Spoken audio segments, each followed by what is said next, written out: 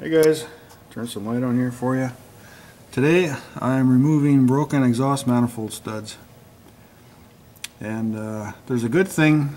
These were sticking out a little bit. You can see my socket there. What I use is an extractor set.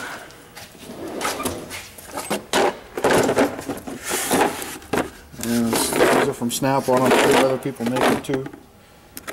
And they're just a left-hand thread thing, and you smack them on the stud, and they bite the stud, and you just turn them out, and they work really well. So this one I smacked it on, and it grips the stud, turns it right out.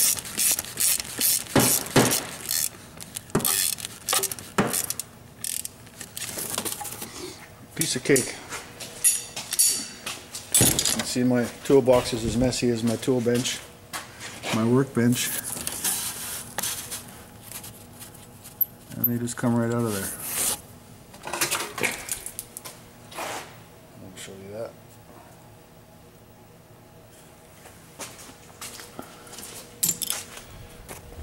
So now I just got to find a couple of bolts. Just a metric bolt, should be no problem. Pretty sure they're metric. And then stick her back together.